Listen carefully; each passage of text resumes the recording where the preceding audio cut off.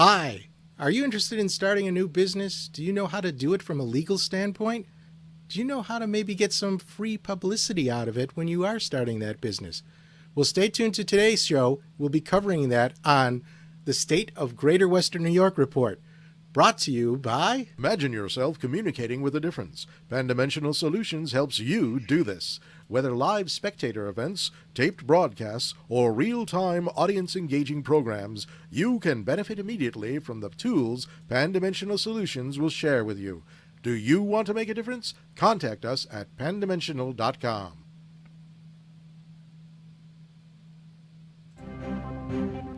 Welcome, everyone, to this edition of the State of Greater Western New York Report.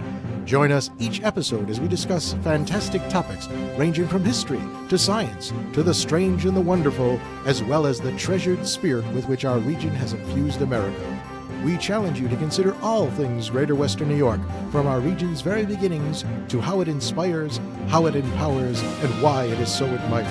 Here's the host of the State of Greater Western New York Report, Chris Carosa.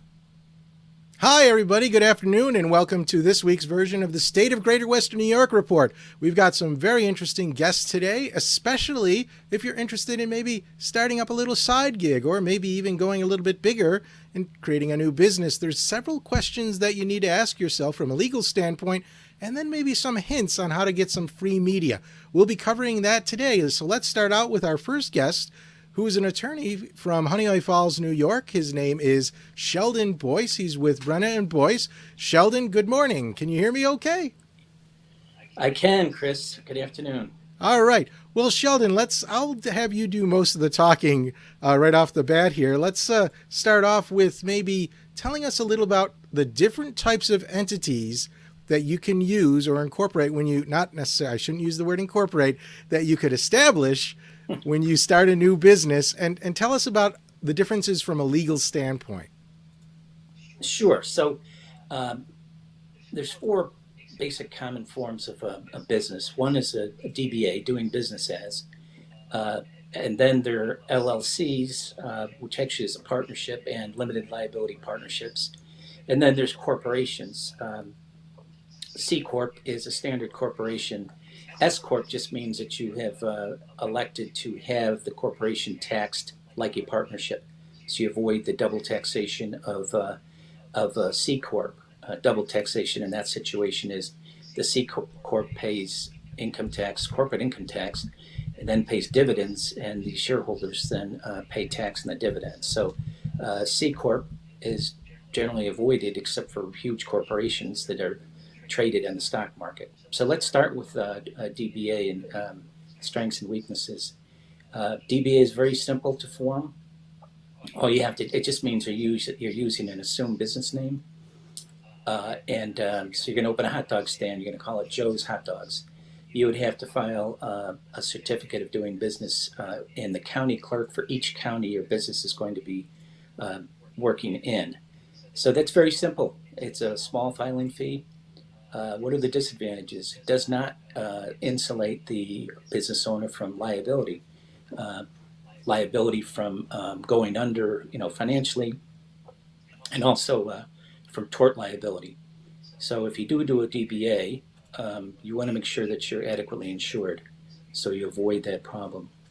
Probably the most common now is limited liability companies. New York passed the law back in the 90s. And before that, we as lawyers who are helping people start businesses would form a C Corp and then do the S Corp election. So that was a standard way of doing things. When the LLC law was passed in New York, since that time, I have not set up a corporation, only LLCs. An LLC has to be filed with the New York State Secretary of State, similar to a corporation. But it gives you the advantage of limited liability, as the name implies, limited liability company, and also the tax benefits of a partnership, because for tax purposes, an LLC is treated the same as a partnership. The LLC and the limited liability partnership require publication. Now, interestingly, New York State is only one of 3 states in the nation that still require publication for these entities. And the notice has to be published one time per week for 6 weeks in two different newspapers, a daily paper and a weekly paper.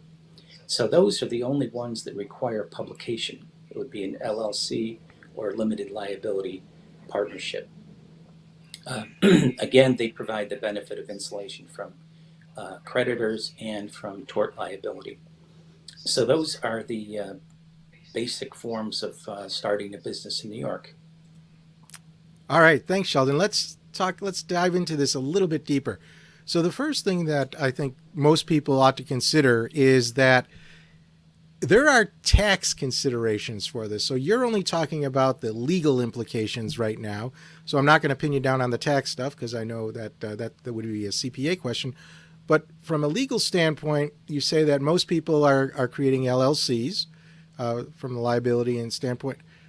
In terms of cost, do you have a sense of the difference in cost, say, what it might cost to file for a DBA, which you would use in a sole proprietorship, versus, say, what it would cost typically to run the legal notices, versus, say, the cost of what it would entail to create a corporation?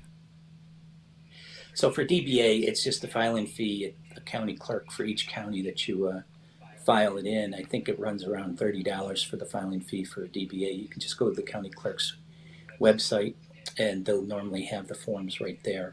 So certainly the DBA is least expensive to establish. For limited liability company, limited liability partnership, you have to have a document that creates it, that sets out the rules, who the members are going to be. And that you're probably talking about retaining a lawyer in the neighborhood of a couple $1,000s to do all that's required for an LLC. And the same with S Corp and C Corp. And again, you form the C Corp, and the S Corp is just you make that tax election to be treated like a partnership. I see. So when you create this, you are going to, let's set aside the legal fees for a moment. Just in terms of incorporation, typically what does it, from a state level, I'm assuming you have to incorporate, well, if you do incorporate, or for that matter, an LLC, do you have to do it in the state in which you do business, or can you shop around to see which state might offer you the greatest advantage?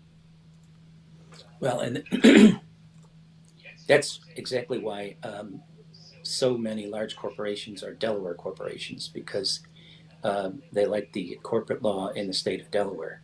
So you do not have to, you could be located in New York, but you could incorporate in another state. That certainly does happen as well. How about LLCs? Do you have to, if you do business in New York, do you have to have the LLC established in New York, or could you go to a different state? Yeah, the LLC, it has to be filed in the state of New York. And then, so if you're a foreign corporation, that's what the state of New York calls them. Let's say you're a Delaware corporation, you're a foreign corporation, but you still have to file with the state of New York to be authorized to do business in the state. And other states have a similar setup. So with DBAs, you just go to the county that you're in. If you have an LLC, LLP, you have to go to the state that you're in. And if you have a corporation, you can pretty much go anywhere you want. Now, right.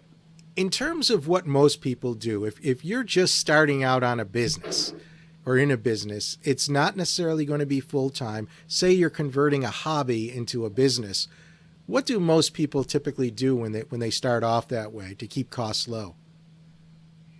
Probably just a DBA, but make sure that you're adequately insured. It's funny you mention that. I just had a client call me this morning about he bought 15 acres of vacant land and plans to have a fruit and vegetable stand on it. And in his situation, just a DBA is the simple, cheapest way to go. But again, always make sure you're adequately insured. So let's talk a little bit about insurance. Do you just go to a regular insurance agent, or are there specialty places to go to get the kind of insurance you're talking about? Any general agent can certainly write a policy for your business, a business policy. So for people who are maybe getting a little bit more advanced, they want to start doing things in terms of corporate governance, and I'm using a fancy word here. They want to have different ownerships, different types of ownerships. the LLC gives them a lot of flexibility of that. You mentioned a document that you use to create when you create the LLC. What is that document called? And typically, how long would it take to create something like that? Well, that's your operating agreement. It's just the agreement among the members as to what your shares are going to be and what who's going to be the managing member, which is same thing as managing partner in a partnership. So the operating agreement could be a basic one that's maybe 4 or 5 pages, or it could be 100 pages long. It depends upon what you want to cover in that operating agreement. You may have provisions in the operating agreement that say what's going to happen if one of the members dies, what happens to that person's interest. You typically would have a buyback agreement where the other members of the LLC could buy out the deceased member's share. So things like that are what go into the operating agreement. What happens if you only have one person? Can you start an LLC or an LLP with only one person? Sure. You can have a single member LLC. That then ends up being a very simple operating agreement. Yeah, is there a trend more towards this single person LLCs, or are there usually partners involved because at that level you have other people involved? I would just say that LLCs in general are by far the most popular way to start out a business, even a sole member LLC, because again, you get the tax benefits of a partnership. You do not have the double taxation of a C corp. It's fairly easy to form. You have an operating agreement, and by far that's how most businesses start out these days, is with an LLC. Since most businesses start out with an LLC and they're required to create legal notices in the newspaper, is there a resource or something that people can use to find out how to do that, or do they have to go through an attorney to do that? How do people usually start up with an LLC or with a legal agreement?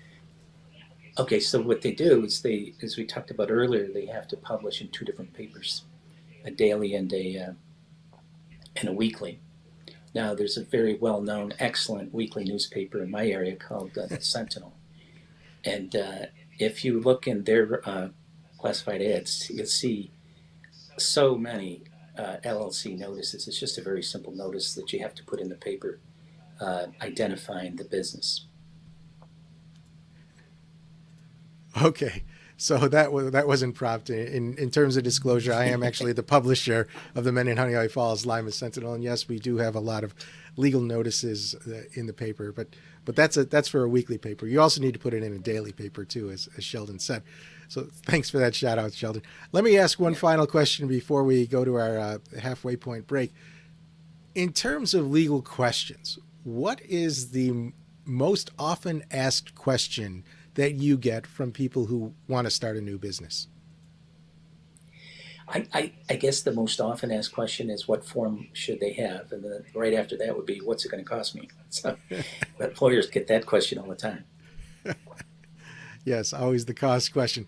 Well, Sheldon, thank you very much. Sheldon Boyce, partner at Brenner Boyce in Rochester and Honeoye Falls. And thank you again for appearing on the show and for giving us so many useful tips for anyone who would like to start a new business. Next, we're going to talk a little bit about what happens after you start that new business and how you might want to get the word out. We'll be back with our next guest after this break on the State of Greater Western New York Report. Through the mists of time, nature and man have both created and buried treasures beyond the imagination. With the ages, these riches slowly dissolve into mere myths until they are forever forgotten. But there are those brave souls who tirelessly cling to the truth, ever seeking to discover the undiscovered, to reveal what has always been there, to uncover the hidden gems of a land thought forsaken but loved by millions.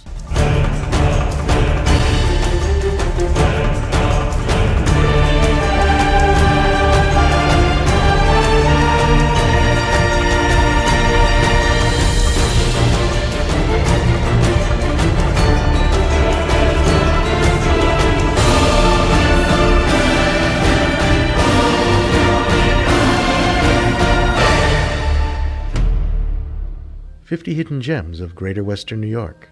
Discover the secrets in your own backyard. Buy your copy now at 50hiddengems.com. Welcome back, everybody, to the State of Greater Western New York Report. I should say that if you're watching this live and you'd like to ask a question of either of our guests, so I'll ask Sheldon if you can still hear me to stay on board for a bit, just in case. But ask a question right in the chat group there, and we'll pass it on to either one of our guests when the time is appropriate. So with me right now is Lori Allan. Lori is the president of the Buffalo-Niagara Chapter of the Public Relations Society of America. And that's a very interesting group of people who are promoting businesses of all sorts. So she certainly has experience with promoting businesses in two different ways. So Lori, tell us the two different ways that businesses tend to promote themselves before we get into the detail on the way that probably most people would prefer. Yeah, what we talked about a little bit is, there's multiple ways to get your word out, obviously, in communications and marketing. There's your paid media, which is you putting aside money, plunking it down, and figuring out the best way to reach your audience, and going to a television, newspaper, internet, paying that money and having that advertising. Then there's earned media. Earned media is anything that you are putting out in the public that you're getting free coverage from. When I say free, you're working with local journalists, TV stations, newspapers, taking photos and sending them in, or asking them to come take photos at your event, but encouraging coverage and then using that coverage to get the word out about your business. So talk to us a little bit more about that latter part, the free media or public relations, what a lot of people will call it. Mm-hmm. Let's start with this. What's the biggest mistake or misperception that people have when they try to get public relations, free media for their company? Biggest mistake, it seems like a hole with no bottom. There's quite a few mistakes that you can make. And full disclosure, people who are in the industry, I've been in public relations for 20 years. I still make mistakes. You learn as you go, and the media is constantly changing. I go back to what it was like when I started. I was, fresh out of college and pitching local reporters, and we didn't have email at the time. We were sending faxes over and following up. But I think top mistake you can make, not knowing your audience. So if you are opening, as our lawyer talked about, opening a hot dog stand, chances are very low that a Christian paper is going to cover your new hot dog stand. A local business publication might, the Business First might come out. A TV station might come out because you're having a hot dog eating contest. But you have to tell them about it, and you have to go to the right audience. That's mistake number one. So I think that's a typical marketing mistake, basically, for all new businesses, that they fail to focus on a particular audience. So let's assume that they know their audience. What are the different forms of media out there, and how might they best match their position, the state of their firm, not just their audience, but where their business is at, to the options that they have in terms of media to go to? Absolutely. There's so many things now, especially with the age of the internet. It used to be that you would get a story in the paper and that'd be that, but now it's in the print paper. It goes up on the internet. It's shared on Facebook. It's shared on Twitter. Even the television stations, they all have websites. They all have Facebook pages. And once that story is aired, it is put on the internet, and it stays there in perpetuity. So it's just a matter of who is your best fit for what you're doing, and tapping into that, also getting contacts at those places, getting to know those individuals that are covering the news, and giving them the information that they need. I think there's a tendency to call up and say, hey, I'm having this event. Would you come and cover it? Well, they need the background on that. They need to know the who, the what, the when, the where, the why. So you're going to write that down in an email. You're going to send that to them. You're going to be clear and you're going to be concise. You want to get that information out in as little information as possible, but that they need to know. They can't be mired down. Newsrooms are really busy. So I think getting that information to them and then following up. Hey, I sent you an email. this morning at 8 a.m. We're having a big event today at 2. We're hoping that you can cover it. You look at a smaller outfit like a local publication. We have small community papers, penny savers, and things like that. Know their deadlines. If they publish on Thursday, don't send them something on Wednesday and say, "Hey, we'd like to get it in tomorrow." They have to have it in enough time so that they know to get it out. It's going to be timely. They're not going to publish something that's after the fact. So, and I think a lot of times you'll want to make sure that you're giving them relevant content, and we can talk a little bit more about that. Yeah, before we actually have a question coming in, but before we get to that question, just in terms of this sense, which of these media do you think it's easiest for people to get into? My gut reaction is the easiest would be your local community papers. They're always looking for content, especially relevant content. You have a staff member who lives in a small town. They have a small community paper. They're celebrating 25 years with the company. Tell them about it. Send them a photo. Tell them that they're celebrating 25 years. Here's a little bit more about them. Congratulate them. Or, you know what? You graduated from this college in this town. Tell the college about it.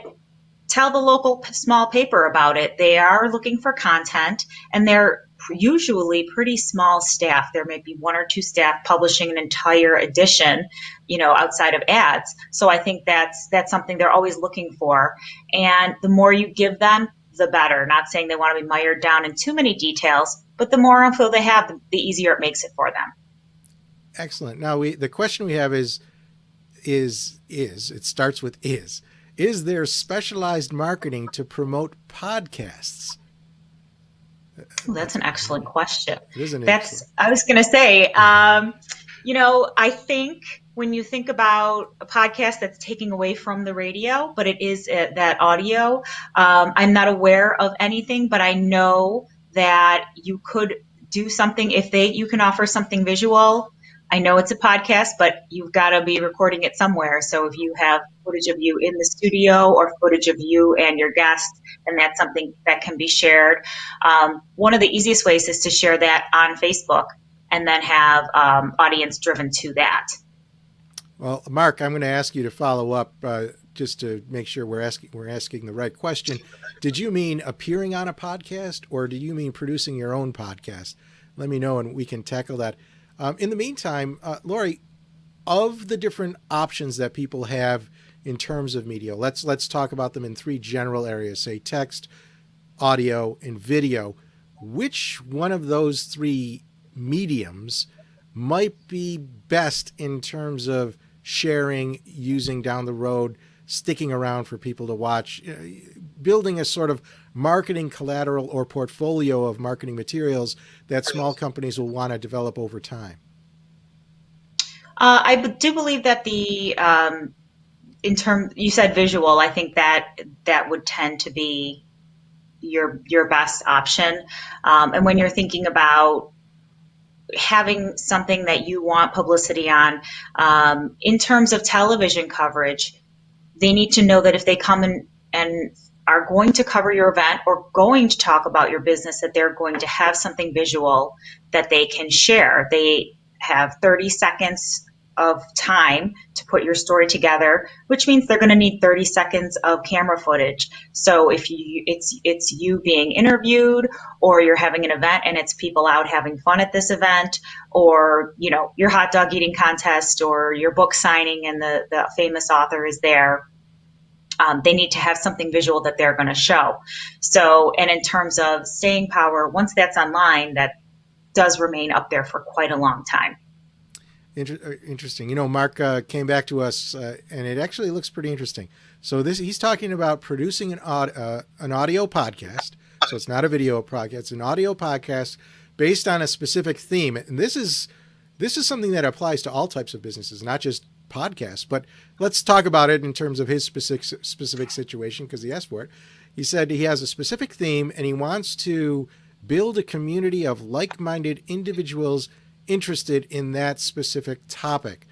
So I think I might know the answer, but I'm going to let you answer that question. How might he begin building up an awareness campaign through publicity?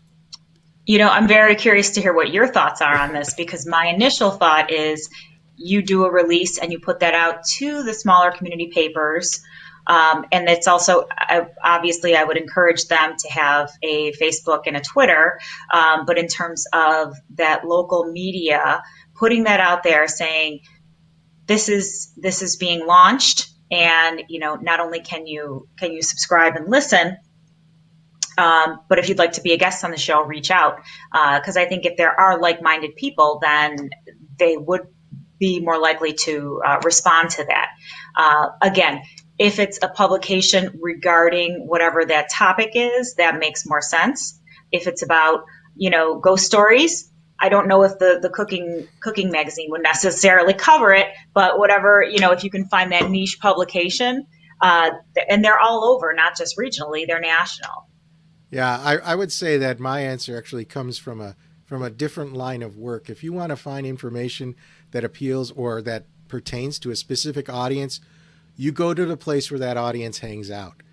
So in a virtual world, that could be in whatever sort of groups that are out there. In the real world, it might be meeting places. It depends what the specific topic is. Like you say, if you're talking about classic cars, you want to go to classic car shows and talk to people about that and see what they're doing. So Absolutely. we have time for, I think, one more general question here, and that is, in the sense of public relations, how easy is it for people to do it on their own, or do they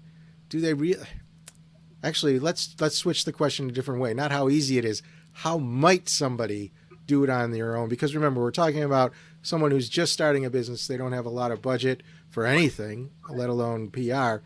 So what kind of resource, where do they find the resources that they need to launch their own PR campaign? I have to say, I go back to when I started and we were, using the internet, but the resources on the internet that are out there are amazing. I love what I do. I've been doing it for so long and I couldn't think of anything else I want to do. But I realize it's overwhelming when you're not trained in it. I went to school for it. So you're opening a business and you're launching a restaurant, and that's awesome.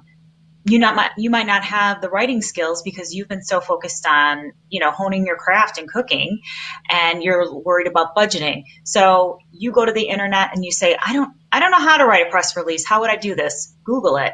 There are tons of tips out there on the internet. Ask people. I never met a communications or PR professional who was not willing to talk to somebody to give advice. We talk to students, we talk to organizations all the time. We're not trying to keep secrets. We're always willing to share. And then hopefully when your business is successful and you have funds, then you might go to an agency and utilize an agency to expand that business. But again, like I said, talk to people, ask questions, use the internet. PR 101, you can read a book and start off. You don't need to be an expert to get started. Reach out to people, reach out to those small publications, reach out to the media. Again, media people are busy, but I've never called one who said, I'm too busy and hung up. They're very receptive to calls. To follow them on Twitter, you tweet at them, message them. They're very responsive. And if it's not their beat, they'll tell you. I cover business. I'm not going to be covering your golf tournament. That's, it's that simple. But I think, again, internet and asking questions and reaching out and asking for help. All right, Lori, thank you. Sheldon, thank you for appearing on today's State of Greater Western New York report. I'd like to remind everybody that if you'd like to be invited to watch these episodes live and be able to ask questions like Mark did, just go and sign up at stateof.greaterwesternnewyork.com. Just put your name in there and you'll be put on the email list, and every Thursday morning you'll get the magic invitation that allows you to watch us live on Zoom. Otherwise, you're going to have to wait for the replay on Facebook and YouTube every Sunday at 1:30. Again, Sheldon and Lori, thank you very much for appearing on today's show. And thank you all in the audience for being here with us. Bye-bye for now.